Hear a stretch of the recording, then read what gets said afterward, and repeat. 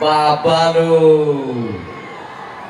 ଏଇଠି ଆସିଲା ପରେ ମୁଁ ଭାବୁଥିଲି ଆମ ମୟୂରଭଞ୍ଜର ଲୋକ ସଂଖ୍ୟା କମ, ଆମ କପ୍ତିପଦା ଉଦଳାର ଲୋକ ଦେଖିକି ମୁଁ ଜାଣି ସାରିଲି ଏଇଠି ଜନସଂଖ୍ୟା ବଢିବାର କାରଣ କଣ। ଆଉ ନାହାନ୍ତି, ସବୁ ପଳେଇ ଆସିଛନ୍ତି ଭାଇ, ସବୁ ଲୋକ ପଳେଇ ଆସିଛନ୍ତି ଘର ଛାଡିକି। କୋଉ ପଟରୁ କହୁଛନ୍ତି କୁହନ୍ତୁ। ସବୁ ଯାଇକି ଦେଖିବା ପାଇଁ ସବୁ ଘର ଛାଡିକି ତାଲା ପକେଇକି ପଳେଇ ଆସିଛନ୍ତି। ଆଉ ନାହାନ୍ତି, ଉଦଳାରେ କେହି ନାହାନ୍ତି। ମାଇକ୍ରୋଫୋନ କାହା ହାତରେ ଅଛି ଆଜ୍ଞା? ଆଜ୍ଞା ସାର୍ ଆଜ୍ଞା ଆଜ୍ଞା ପପୁ ଭାଇ +2 ଫାର୍ଷ୍ଟ ଇୟର। ଆଜ୍ଞା ପପୁ ଭାଇ +2 ଫାର୍ଷ୍ଟ ଇୟର। ପରଦିନ ଭିଡିଓ ମୁଁ ଦେଖିଛି ଆପଣ ନାଚିଛନ୍ତି, ଆଜି ନାଚିବେ ମୋ ସାଙ୍ଗରେ। ନାଚିବି ଭାଇ। ପପୁ ଭାଇ ଏକ ନମ୍ବର। ଉଦଳାରେ ଆଉ କେହି ଲୋକ ନାହାନ୍ତି, ଆଜି ସମସ୍ତେ ଅଛନ୍ତି। ସମସ୍ତେ ନାଚିବେ ଆଜି। ନାଚିବେ ଆଜି ଧୁମସା। ଯେତେବେଳେ ବି ମୟୂରଭଞ୍ଜର କୌଣସି ଗୋଟେ ଜାଗାକୁ ଯିବେ, ଆମ ମୟୂରଭଞ୍ଜରେ 60% ହଉଛନ୍ତି ଆଦିବାସୀ। ଆଦିବାସୀ ଲୋକଙ୍କୁ କୁହାଯାଏ ସରଳ ନିଷ୍କପଟ। ମୁଁ ସବୁବେଳେ କହେ ଯେ ବାହାର ଅଞ୍ଚଳକୁ ଆପଣ ଯିବେ, ବହୁତ ଲୋକଙ୍କ ସହିତ ଆପଣ ମିଶିବେ, ଦେଖିବେ ଆପଣଙ୍କୁ ଲାଗିବ ଏ ଲୋକ ଗୁଡା ଉପରେ ଯାହା ଦେଖା ହଉଛନ୍ତି ଭିତରେ ସେଇଆ ନୁହଁ। କିନ୍ତୁ ମୟୂରଭଞ୍ଜିଆ ସାରା ଦିଲ ସେ ମୟୂରଭଞ୍ଜିଆ। ହାତୀ ଭଳିଆ ଗୋଟେ ଦାନ୍ତ ଦେଖେଇବେ, ଗୋଟେ ଦାନ୍ତ ଚୁବେଇବେ, ଆମର ଆଦତ ନାହିଁ।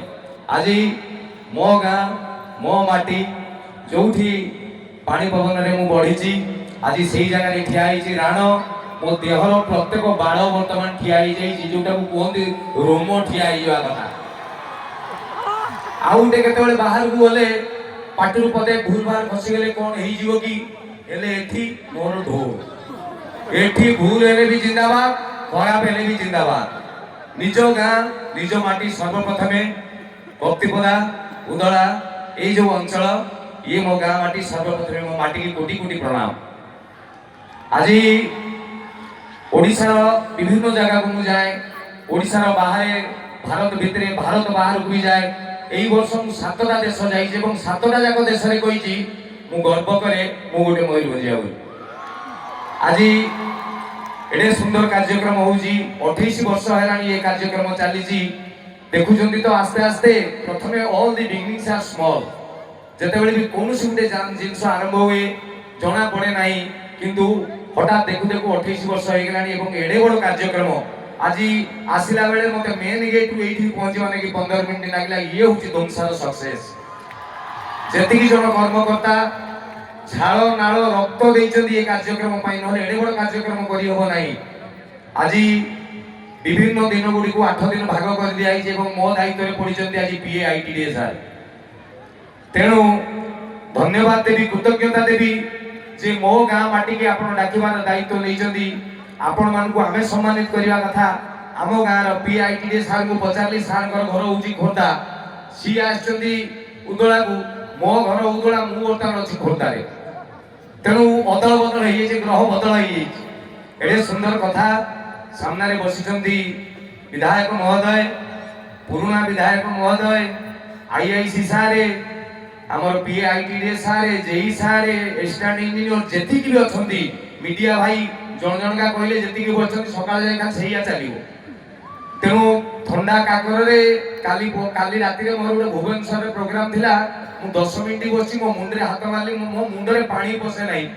ତା ବାଦି ମୁଁ ଦେଖିଲି ମୋ ହାତ ଉଦା ହେଇଯାଉଛି। ଏତେ ଥଣ୍ଡାରେ, ଏଠି ବି ଭୁବନେଶ୍ୱର ଠାରୁ ଅଧିକା ଥଣ୍ଡା। ଆପଣମାନେ ଯୋଉ ଥଣ୍ଡା କାକରରେ ଠିଆ ହେଇଛନ୍ତି, ସମସ୍ତଙ୍କୁ ମୋର କୋଟି କୋଟି ଦଣ୍ଡବତ। ଇଏ ଶ୍ରଦ୍ଧା, ଇଏ ଭଲ ପାଇବା କେବଳ ମୟୂରଭଞ୍ଜର ଲୋକମାନେ ହିଁ ଦେଇପାରନ୍ତି। କାରଣ ମୁଁ ଗ୍ୟାରେଣ୍ଟି ଦେଇକି କହିବି, ପ୍ରତି 10 ଜଣରେ ଯୋଉ ଜିଲ୍ଲାରେ 7 ଜଣ ଆର୍ଟିଷ୍ଟ, ସିଏ ହଉଛି ମୟୂରଭଞ୍ଜ। ବାହାର ଜାଗାରେ ଯେତେବେଳେ ମୁଁ ପ୍ରଥମେ ଆମ ଫିଲ୍ମ ଦୁନିଆକୁ ଗଲି, ମତେ ସମସ୍ତେ କହନ୍ତି ଆରେ ତମେ ଘର କୋଉଠି? ମୁଁ କହିଲି ମୟୂରଭଞ୍ଜ। ନା ମୟୂରଭଞ୍ଜ ଭାଗ୍ୟ ଦୋଷରୁ ଦହଗଞ୍ଜ, ମତେ ଥରେ ଜଣେ କହିଥିଲା। ମୁଁ ତାକୁ ଗଲା ବର୍ଷ କହିଲି, ହେରେ ଧନ, ମତେ କହିଥିଲୁ ତୁ ମୟୂରଭଞ୍ଜ ଭାଗ୍ୟ ଦୋଷରୁ ଦହଗଞ୍ଜ, ଖାଲି ମନେ ରଖିତା, ଆମ ମୟୂରଭଞ୍ଜ ସାରା ଭାରତର ଯିଏ ମେନ୍, ସିଏ ମୟୂରଭଞ୍ଜର ଉମେନ୍।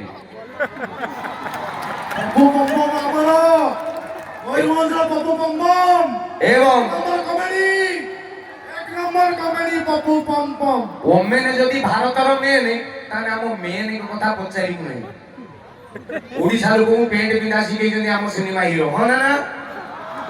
ଆଗରୁ ଦେଖିବେ ପ୍ରଶାନ୍ତ ନନ୍ଦ ଧୋତି ଡୋରା, ଥିଲି ଏକୁଟିଆ ପାରା ଦେଖିଲା ନା ନାଇଁ ଉତ୍ତମ ମହାନ୍ତି ଆସିଲେ ଆରମ୍ଭ ହେଲା ଝୁମକା ଟିକେ ତୁ ତ ହଲେଇ ଦେ ପେଟ ବିନା ହଁ ନା ନାଇଁ ଇଏ ହଉଛି ମୟୂରଭଞ୍ଜ ମାଟି ଆଜି ସେଇ ଜାଗାରେ ଠିଆ ହେଇଛି ସମସ୍ତ ଗୁରୁଜନ ମାନଙ୍କୁ ପ୍ରଣାମ ଯୁବ ବର୍ଷର ଯେତିକି ଅଛନ୍ତି ସମସ୍ତଙ୍କୁ ହାତ ହେଲା ଅଭିନନ୍ଦନ ଭାଇମାନଙ୍କର ଭଉଣୀ ମାନେ ଯେତିକି ଅଛନ୍ତି ଯଦି ହାତ ଅଛି ହଲେଇ ଦିଅନ୍ତୁ ଏବଂ 2015 ପରେ ଯୋଉ ଏଣ୍ଟ୍ରି ଗୁଚେ ଚିଙ୍ଗିଡି ମିଙ୍ଗିଡି ଯେତିକି ଜନ୍ମ ହୋଇଛନ୍ତି ସେମାନଙ୍କୁ ଅପର୍ଯ୍ୟାପ୍ତ ସ୍ନେହ ସବୁ ଜାଗାକୁ ଗଲେ ମୁଁ କମେଡି କରେ କିନ୍ତୁ ମୁଁ ଆଜି କମେଡି କରିବିନି ମୁଁ ଆଜି ଏ ମାଟି ସହିତ ମୋ ସମ୍ପର୍କ କହିବି ଉଦଳା କଲେଜରେ ପଢୁଥିଲି ଗ୍ରାଜୁଏସନ ଯେତେବେଳେ କମ୍ପ୍ଲିଟ ହେଇଗଲା ମୁଁ ଘରକୁ ଗଲି ଏଇଠି ରହୁଥିଲି ନୀଳାଦ୍ରି ମେସରେ ସମସ୍ତେ ଜାଣିଥିବେ ଇଏ ଜାଣିଥିବେ ନୀଳାଦ୍ରି ମେସରେ ମୁଁ ରହୁଥିଲି ଆଉ ଡ୍ରାମାଟିକ ସେକ୍ରେଟାରୀ ସେ ସବୁ ବହୁତ କଥା ସେ ଯାଇକି ପାଠ ପଢା ସରିଗଲା ପରେ ମୁଁ ଯେତେବେଳେ ଘରକୁ ଗଲି ହଠାତ୍ ମୋ ମୁଣ୍ଡରେ ଗୋଟେ ଚିନ୍ତା ପଶିଲା ଆରେ ଧନ ସେ ଉତ୍ତମ ମହାନ୍ତି ସିଦ୍ଧାନ୍ତ ମହାପାତ୍ର ଅନୁଭବ ତାଙ୍କ ବାପା ମା କଣ ଦ୍ୱିତୀୟ ଯାଇଛନ୍ତି ସିଏ ହିରୋ ହେବେ ମୋ କୋଉଠି କଣ କାହିଁ ମୁଁ କଣ ନାକରା ଟୁକା ମୁଁ ହିରୋ ହେଇପାରିବିନି ମୁଣ୍ଡକୁ ଗୋଟେ କଥା ପଶିଲା ବେଡିଂ ପତ୍ର ବାନ୍ଧିଲି ଭୁବନେଶ୍ୱର ଯିବି ଆଉ ବେଡିଂ ପତ୍ର ବାନ୍ଧୁଛି ମୋ ବାପା କହିଲେ କୁଆଡେ ମୁଁ ଗୁଣ ଚିହ୍ନେ ଗୁଣିଆ ସୁନା ଚିହ୍ନେ ମଣିଆ ତମେ ମାଲ ଚିହ୍ନି ପାରିଲନି ହିରୋଟା ଘରେ ପଡିଛି ତମେ ତାକୁ କଣ କରିଦେଲ କହିଲେ କଣ ହବ ମୁଁ ଯାଉଛି ଭୁବନେଶ୍ୱର ହିରୋ ହେବି ମୋ ବାପା କହିଲେ ରହ ଟିକେ ଜ୍ୟୋତିଷକୁ ବିଶ୍ୱାସ କରେ ଟିକେ ଦେଖିଦବା ତ ଜାତକ କହିଲେ ଆମର ସେଇ ଜଣେ ଦେବା ବାବୁ ବୋଲି ଜ୍ୟୋତିଷ ଅଛନ୍ତି ତାଙ୍କ ପାଖରେ ଦେଖିଲେ ସେ କହିଲେ ଏ ଶୁକ୍ର ଲିଟିଗେସନ ପ୍ଲଟରେ ଅଛି ମଙ୍ଗଳ ପଶିଗଲାଣି ଶନି ଭିତରେ ବୃହସ୍ପତି ଏପଟ ସେପଟ ହଉଛି ୟାର ଏ ବର୍ଷଟା ଅତିରିକ୍ତ ଖରାପ ତାକୁ କୁଆଡେ ଛାଡିବ ନାହିଁ ବାପା କହିଲେ ଧନ ଏଇ ଗୋଟେ ବର୍ଷ ରହିଯା ଆପଣ ମାନେ ଯେତିକି ଟୋକା ଅଛ ଯେତିକି ଝିଅ ଅଛ ଗୋଟେ କଥା ଶୁଣିଦାଅ ଗୋଟେ ଅଣଗୁରିଆ ହବ ନାହିଁ ବାପା ମା ଯେତେବେଳେ ବି ଯାହା କହିଲେ ଟିକେ ମାନିବ କାହିଁ କହିଲ ସେଗୁଡା ଆମଠାରୁ 20-30 ବର୍ଷ ଦୁନିଆକୁ ଅଧିକା ଦେଖିଛନ୍ତି ହଁ ନା ତେଣୁ ମୁଁ ଭଲ ପିଲା ମୋ ବାପା କହିଲେ ବର୍ଷେ ରହିଯା ମୁଁ କହିଲି ୟେସ୍ ପୁଅ ରହିଗଲା ଆର ବର୍ଷ ଭୁବନେଶ୍ୱର ଯିବ ଯୋଉ ବର୍ଷେ ଭୁବନେଶ୍ୱରରେ ଘରେ ମୁଁ ରହିଲି ଭୁବନେଶ୍ୱର ଯିବି ଆରେ ବର୍ଷେ କଣ ସେ ସାଙ୍ଗସାଥି ସାଙ୍ଗରେ ପଡିବି ଆମ ଏରିଆ ମୋର ମଦ ମୁଁ କାଳେ ମଦ ପିଇବି କୋଉଠି ନିଶା ପାଣି କରିବି କୋଉ ଝିଅକୁ କମେଣ୍ଟ ମାରିବି କଣ ହବ ଏଇ ସବୁ ଟେନସନ ଭିତରେ ହଠାତ୍ ଆମ ଘର ପାଖରେ ଗୋଟେ ଶିଶୁ ମନ୍ଦିର ଖୋଲିଥିଲା ମତେ ଡାକିଦେଲେ ମୁଁ 3 ମାସ ଖଣ୍ଡେ ସେଠି ମାଷ୍ଟର ହେଇଗଲି ନା ଇଏ ବି ମଦ ହେଇକି ହଉନାହିଁ ତାପରେ କଣ କରିବି ଭାବିକି ଚାକିରି ଟେନସନରେ ମୁଁ ଥାଏ ଆକ୍ଚୁଆଲି ଗୋଟେ ବଢିଆ କଥା ଆପଣ ଏଇଠି ଅଛନ୍ତି କେତେ ଜାଣିଥିବେ ଜାଣିନଥିବେ ମୁଁ ଯେତେବେଳେ ବାହାର ରାଜ୍ୟ ଗୁଡାକୁ ଯାଉଛି ହାଇଦ୍ରାବାଦ ଯାଉଛି ବାଙ୍ଗାଲୋର ଯାଉଛି କଲିକତା ଯାଉଛି ସୁରଟ ଯାଉଛି ବମ୍ବେ ଯାଉଛି ଦିଲ୍ଲୀ ଯାଉଛି এইভଳିଆ ଆପଣ ବିଶ୍ୱାସ କରିବେନି ବାଙ୍ଗାଲୋରରେ ଓଡ଼ିଶା ପ୍ରୋଗ୍ରାମ ହବ ଓଡ଼ିଆ ପ୍ରୋଗ୍ରାମ ୟାଠାରୁ ଅଧିକା ଅଡିଏନ୍ସ ଯେତେବେଳେ ସମସ୍ତେ ହୋ ବୋଲି କୁହନ୍ତି ମୁଁ ଚମକି ଯାଏ ଇଏ ବାପା ଆମ ଓଡ଼ିଶାରେ ଅଛନ୍ତି କିଏ ସମସ୍ତେ କଣ ଇଆଡ଼େ ପଳେଇ ଆଇଲେଣି କଲିକତାରେ 84ଟା ଓଡ଼ିଆ ସୋସାଇଟି ଗୋଟେ ସୋସାଇଟିରେ ମିନିମମ୍ 1000-1500 ସୁରଟରେ ଓଡ଼ିଆ ଲୋକ ଜଣେ ଏମଏଲଏ ତା ନାମ ସବୁ ଓଡ଼ିଆ ମତେ ଲାଗୁଛି ଚାକିରି ଚକ୍କରରେ ପଦାକୁ ପଳେଇଲେଣି ମାନେ ଚାକିରିଟା କେଡ଼େ ବଡ଼ ଟେନସନ କାହିଁକି ବେକାରିଆ ପିଲାଟେ ଯଦି ଘରେ ଥିବ ଆଜ୍ଞା ସମସ୍ତଙ୍କ ପାଇଁ ଟେନସନ ଧରିକି ଭାବିକି ଦେଖିବେ ପପୁ ଭାଇ ସେଇଠିକି ଯିବ ସେଠି ଅଡିଏନ୍ସର ଅଭାବ ହବନି ଏଟା ମନେ ରଖିଥାନ୍ତୁ ତେବେ ତିନିଟା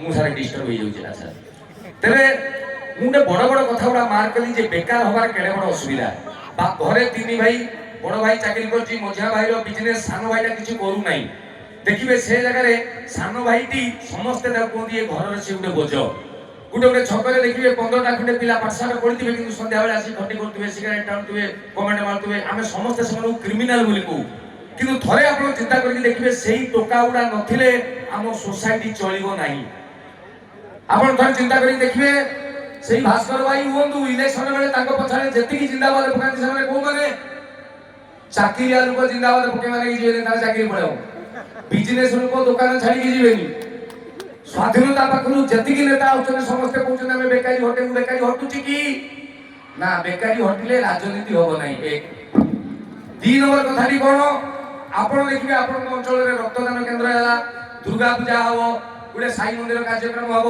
ତାରିଣୀ ମେଳା ହବ ଯାତ୍ରା ପାର୍ଟି ଆସିବ ସବୁ ଗୁଡା କରନ୍ତି ସେଇମାନେ ବେକାର ଟୋକା ଆପଣଙ୍କ ଅଞ୍ଚଳରେ ଗୋଟେ ଗାଁ ଧରାଯାଉ ନାଗପାଳ କହିଲା ମାନେ ସମସ୍ତେ ଡରିବେ ତାମାନେ ଜାଣିଥାଉ ନାଗପାଳ ବେକାର ଟୋକା ଗୁଡା ଅତି ଉତୁପାତିଆ ନାଗପାଳ ଝିଅକୁ ଯଦି କମେଣ୍ଟ ମାରିବ ଥଇବ ତମେ ମାଡ଼ ଖାଇବ କିଏ ପିଟିବ ଚାକିରିଆ ଲୋକ ନୁହଁ ବିଜନେସମ୍ୟାନ ନୁହଁ ଏଇ ବେକାରୀ ଟୋକା ଘରେ 4 ଭାଇ 3 ଜଣ ଏନଗେଜମେଣ୍ଟ ସାନ ଭାଇ ବେକାର ଭଉଣୀଟାକୁ ଯଦି ପର ଜାଗାରେ କିଏ କମେଣ୍ଟ ମାରିଲା ଇଏ 3 ଭାଇ ଯିବେନି ଏଇ ସାନ ଭାଇ ତା ଦଳକୁ ନେଇକି ଯିବ ସେ ଟୋକାକୁ ପିଟିକି ଗୋଡ଼ ତଳେ ପକେଇବ ହଁ ନା ରାସ୍ତା ଖରାପ ହେଇଗଲା କିଏ ଗୋଟେ ଅନ୍ୟାୟରେ ମରିଗଲା ରାସ୍ତା ଅଟକେଇବେ କିଏ ଏଇମାନେ କିନ୍ତୁ ସେଇମାନେ ଆମ ପାଇଁ ବେକାର 100 ଟଙ୍କା ଦିଆ ହେଇଥିବ ବେକାର ପିଲାଟାକୁ ଯା ଆଳୁ ଆଣିବୁ ପିଆଜ ଆଣିବୁ ଟମାଟୋ ଆଣିବୁ ଯଦି 20 ଟଙ୍କା ବଳିଲା ସେ ଖାଇଦେଲା ତାକୁ ହିସାବ ମଗାଯାଏ ଘରେ ଯୋଉଥିପାଇଁ ଏ ପିଲା କୁହେ ଯେ ପଛେ ଇଟା ପିଟିବା ଲାଗି ଯିବି କିନ୍ତୁ ମୁଁ ଚେନ୍ନାଇ ପଳେଇବି ପଛେ ଦାଦନ କରିବି। ଚାକିରି ଟେନସନ ଯେତେବେଳେ ମୋ ଉପରେ ହେଇଗଲା କଣ କରିବି ଏମ୍ପ୍ଲୟମେଣ୍ଟ ଏକ୍ସଚେଞ୍ଜର ଦେଇଦେଲି କିଛି ଚାକିରି ନାହିଁ। ହଠାତ୍ ଗୋଟେ ଚାକିରି ବାହାରିଲା ନନ୍ଦନକାନନରେ ସରକାରୀ ଚାକିରି ଫରେଷ୍ଟ ଡିପାର୍ଟମେଣ୍ଟ ତରଫରୁ କଣ ଯୋଗ୍ୟତା ଅଷ୍ଟମ ଶ୍ରେଣୀ ପାସ୍ ମାସକୁ ଦରମା 72,000 ଟଙ୍କା। ରାଣ ବିଦ୍ୟାରଣ ମୁଁ ଖାଲି ଫର୍ମ ଲେଖିକି ନେଇଗଲି। ମତେ ସେ ଯେ ଫର୍ମଟା ଦେଲେ ମତେ କହିଲେ କାଲି ଲାଷ୍ଟ ଡେଟ୍ ଅଛି। ମୁଁ ରାତିରେ ପଳେଇଲି ନନ୍ଦନକାନନ ଯାଇକି ସେ ନନ୍ଦନକାନନ ଗେଟ୍ ପଟେ ଗଳେଇ ଦେଲି ଭାଇ ମୋ ଫର୍ମଟା ବି ରଖ। ଜଣେ କହିଲା ଭାଇ ତମେ କେତେ ପାଠ ପଢିଛ? ମୁଁ କହିଲି ବିଏ। ନା ବିଏ ଏଠି ପରା ଅଣ୍ଡର ମେଟ୍ରିକ ମଗାଇଛି କିନ୍ତୁ ଏପ୍ଲାଏ କରିଛନ୍ତି ଯେତିକି ସେଗୁଡ଼ା ସବୁ ଏମଏସସି ବି ଅଛନ୍ତି ଏମବିଏ ପିଲା ବି ଅଛନ୍ତି ତମେ ପାଇବନି। ମୁଁ କହିଲି ମୋର ନିଷ୍ଠା ଅଛି ମୁଁ ପାଇବି। ଚାଲିଲା interview written qualify physical qualify viva qualify ଟେକିକିଆ ଓକେ। ମତେ କହିଲେ ତମେ ଚାକିରି କରିବ। ମୁଁ କହିଲି ଆଣନ୍ତୁ ଏଗ୍ରିମେଣ୍ଟ 72,000 ଟଙ୍କା ଖେଳ ଲାଗିଛି। ମାଇଲି ଦସ୍ତଖତ ଫାଇନାଲ କାଗଜଟାକୁ ଏଗ୍ରିମେଣ୍ଟଟାକୁ ନେଇକି ପୁରେଇ ଦେଲେ ଗଡରେଜ ଭିତରେ। ଆଚ୍ଛା ସେତେବେଳେ ମୋ ମୁଣ୍ଡରେ ପଶିଲା ଏପର୍ଯ୍ୟନ୍ତ ମୁଁ ବୁଝି ନାହିଁ ଚାକିରିଟା କଣ। ଏଗ୍ରିମେଣ୍ଟ ଦସ୍ତଖତ ମାରିସାରିଲି 72,000 ଟଙ୍କା ଆଉ କଣ ଆପଣ ମାରିବେ ନା ନାହିଁ ମାରିଦେଲି। ମୁଁ କହିଲି ସାର୍ ଚାକିରିଟା କଣ? ହଠାତ୍ ସିଏ ତାଙ୍କର ଯିଏ ହେଡ୍ ଥିଲେ ମତେ କହିଲେ ପପୁ ଆମର ଏଇ 7 ବର୍ଷ ତଳେ ହଠାତ୍ ବାଘ 8ଟା ଖଣ୍ଡେ ମରିଗଲେ।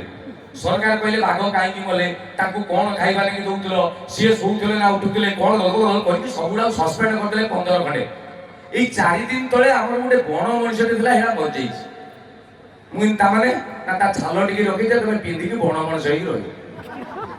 ବାପା ରାଣେ ଢିକି ଗିଳି ଆଉ କରିବ କଣ ଏଗ୍ରିମେଣ୍ଟ ମାରିସାରିଲିଣି।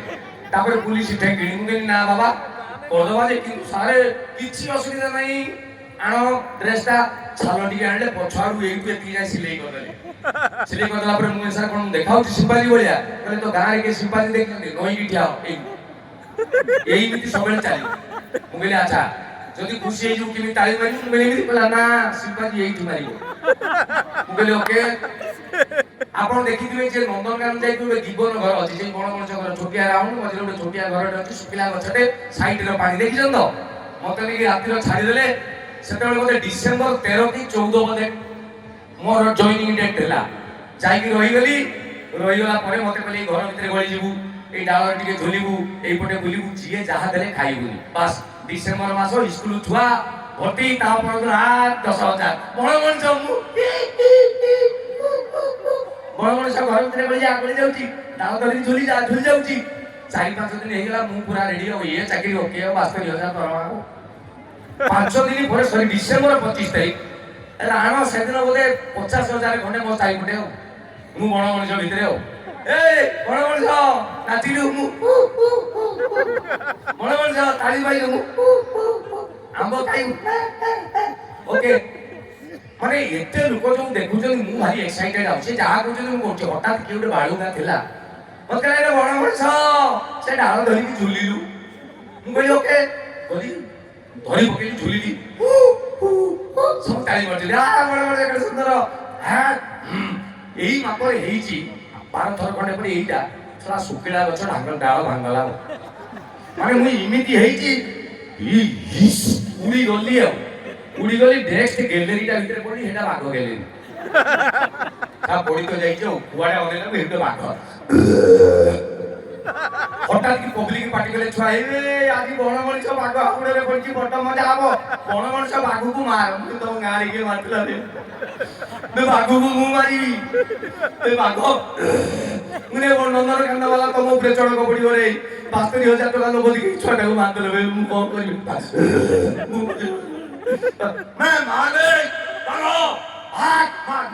କିଛି ହବନି ପୁରା ଆଉ କୁଆଡେ ଯିବି ସେ କାଠିଆ ନା କଲି ଆଉ ସେ ଯୋଉ ପାଚି ବାଘ ପୁରା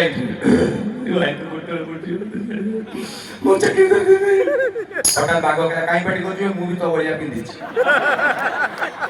ମାନେ ଚିନ୍ତା କରନ୍ତୁ କୋଉ ପରିସ୍ଥିତି ବେକାର ପାଇଁ ମୁଁ ସିନା ସେଠିକି ଯାଇଥିଲି ଆଉ ଅଧେ ଲୋକ ଅଛନ୍ତି ଦେଖିବେ ବେକାରିଆ ସେଗୁଡାକୁ କୁହନ୍ତି।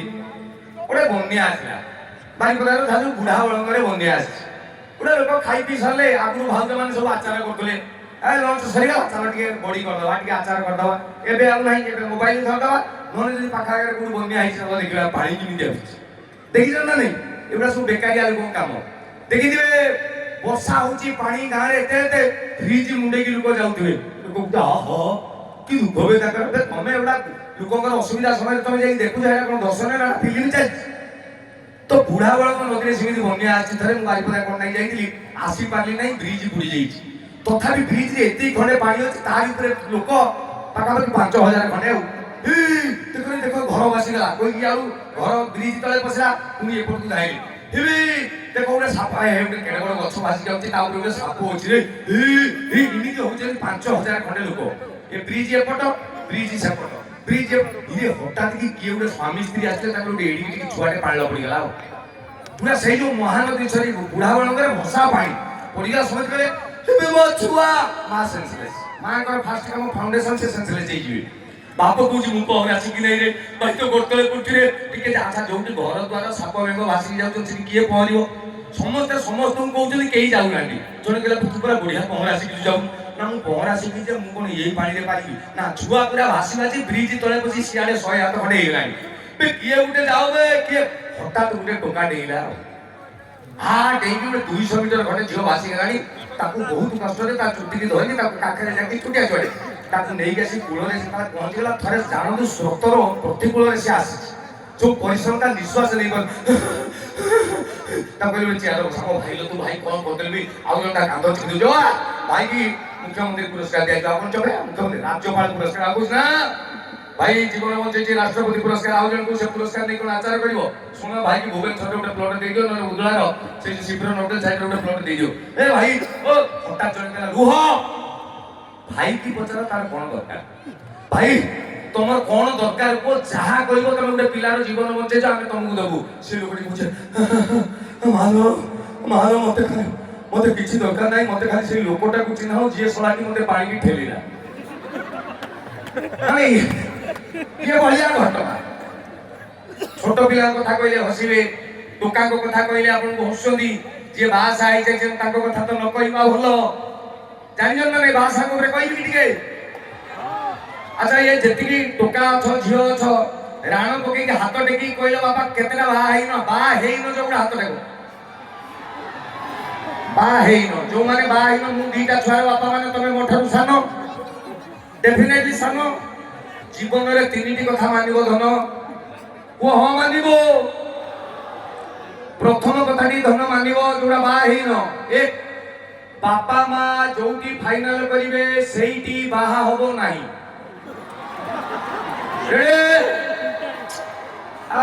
ଛୁଆ ଯେମିତି ହସୁଛନ୍ତି ଯେମିତି ମନର କଥା କହିଦେଲେ। 2 ନମ୍ବର ପ୍ରେମ କରିକି ନିଜେ ଚଏସ୍ କରିକି ନିଜ ପସନ୍ଦରେ ବାହା ହବ ନାହିଁ। ଆଉ 3 ନମ୍ବର ବାହା ହବ ନାହିଁ। ରାଣରେ ତମେ ଭାବୁଛ ତମେ ଗଛ ଚଢି ଯାଇଛ, ଦିଟା ମୁଁ କୋଉ ଗଛ ଚଢୁନି ନା, ସେଇଆ ନୁହଁ। ମତେ ଥରେ ଜଣେ ପଚାରିଲା ପପୁ ଭାଇ ଲଭ୍ ମ୍ୟାରେଜ ଭଲ ନା ଆରେଞ୍ଜ ମ୍ୟାରେଜ ଭଲ? ମୁଁ କହିଲି ତୁ ମତେ ଆଗେ କହ, ବିଷ ଖାଇକି ମଲେ ଭଲ ନା ଦୌଡ଼ି ଦେଇକି ମଲେ ଭଲ? ଫାଇନାଲ ଗୋଟେ ଜାଗା, ଠିକ ନା ନାଇଁ? ମାନେ ବାହାସାହା ହେଇଗଲ ଠିକ ଅଛି, ବାହାଘର ପୂର୍ବରୁ ଲୋକ ବୁଝେଇବେ ଧନ ବାହା ହେଇଯାବେ, କାହିଁକି ହୋଟେଲରେ ତେଲ ମସଲା ଖାଉଛୁ, ବାହା ହେଇକି ଘର ସଂସାର କର, ରାତି 11ଟା ବେଳେ କାମ ଦାମ କରିକି ଯିବୁ, ଘର କବାଟ ଖୋଲିଦେବୁ, ସ୍ତ୍ରୀ ଚାହିଁକି ହସିଦେବ, ସବୁ ଦୁଃଖ ବହିଯିବ। ଇଏ ସାର୍ ଟୋକାକୁ ଏମିତି ଟେକି ଟେକି ଦେବେ, ଟୋକା ବାହା ହେଇଗଲେ। ଆଉ ବାହା ହେଇକି ଠିକ ବର୍ଷେ ଖଣ୍ଡେ ଯାଇଥିବ, ଦିନ ଯାକ କାମ କରି ପୁରା ଛାଇଆ ଏମିତି ଆସିବେ ଘରକୁ। ହଠାତ୍ ମନେ ପଡିବ, କବାଟ ଖୋଲିଦେଲେ ସ୍ତ୍ରୀ ହସିଦେବ, ମୋ ଦୁଃଖ ବହିଯିବ। ହଠାତ୍ ଟିଙ୍ଗ ଡଙ୍ଗ ସ୍ତ୍ରୀ କବାଟ ଖୋଲିଲା, ଫାଷ୍ଟ ଗ୍ୟାସ ସରିଯାଇ ଯାଇଛ, ପିଆଜ କହିଥିଲେ ଆଣିଛ, କାଲି ଶୁକ୍ରବାର ତମକୁ କହିଥିଲି ମାଛ ଆଣିବ ବୋଲି, ତମକୁ ଏଇ ଯୋଉ ସ୍ୱାମୀ ଏମିତି ହେଇକି ଥିବ, ହଠାତ୍ ଏମିତି ହେଇଯିବ। ସେଇଭଳିଆ ସାରା ଗୋଟେ ଗୋଟେ ବାଳୁଙ୍ଗା ସାଙ୍ଗ ଥିବେ, ଏଇଭଳିଆ ଟେନସନ ବେଳେ କହିବେ ଟିକେ ମଦ ପିଇଦେ ଭଲ ହେଇଯିବ। ଏଇ ଯୋଉ ଭଲ ପିଲା ଗୁଡା ମଦ ପିଅନ୍ତି ଏଇଭଳିଆ କାରଣ ନା। ଆଉ ମୁଁ କାହିଁକି ମଦ ପିଇବି ଥରେ ଜଣକୁ ପଚାରିଲି, ମତେ କହିଲା ଗୋଟେ 90ଟେ ମାରିଦବୁ, ତାର ଗୋଟେ ମାପ ଅଛି 90 ମାପ, 30 60 ସେ ତିନି ଯାଏ। যে ଯୋଉଟା ଛୋଟ ଗୁଡା ଯୋଉଟା ନିପୁ ସେଗୁଡା ୟୁପି ସ୍କୁଲ ଛୁଆ, ଏଡିକି ନିପୁର 90 ସେ ଡେଟୋଲ ବୋତଲ ଭଳିଆ, ତାଠାରୁ ଗୋଟେ ବଡ ଅଛି ତାକୁ କୁହନ୍ତି ନିଇବି। ଯୋଉମାନେ ଜାଣିନାହାନ୍ତି ମନେ ରଖି ତାଙ୍କୁ ପରୀକ୍ଷାରେ ପଡିବ। ତାପରେ 2ଟା ନିଇବି ମିଶିଲେ ଯୋଉଟା ସେଟାକୁ କୁହନ୍ତି ପଏଣ୍ଟ ହାଫ, ଆଉ ଯୋଉଟା କଲେଜ ଛୁଆ ହେଇଗଲା ଫୁଲ ସେଟା କ୍ୱାଡ। ଏଇଟା କାହିଁକି ପିଇବ? ସେ ମତେ କହିଲା ଶୁଣ ଗୋଟେ 90 ମାରିଦବୁ ରାଣ ଛୋଟ ନିପୁଟେ, ମାରିଦେଲା ପରେ ଦେଖିବୁ ଯୋଉ ସ୍ତ୍ରୀ ତତେ ଗାଳି ଦଉଥିବ ତୁ ଯୋଉ ଝାଇଆ ହେଇଯାଇଛୁ 90 ମାରି ଦେଇଥା ତୁ ସ୍ତ୍ରୀ ଗାଳି ଦଉଥିବ ତୁ ହଠାତ୍ ଏମିତି ହଉଛୁ ଏଇ ସ୍ତ୍ରୀ ତତେ ଶାଳୀ ଭଳିଆ ଲାଗିବ ମୁଁ ତାପରେ ନା ଆରମ୍ଭ କରୁଛୁ ତା କଣ ତୁ କଣ୍ଟିନ୍ୟୁ କରିବାକୁ ପଡିବ ନା ମଦ ଠାକୁର ଡାକିବି ମୁଁ ତାପରେ ନା 2 ପେଗ ମାରିବୁ ନା ମାରିଲେ କଣ ହବ ନା ତତେ ଲାଗିବ ତୁ ଉଦଳାରେ ଅଛୁ ଭାସ୍କର ବଢେଇ ନେଇଯିବି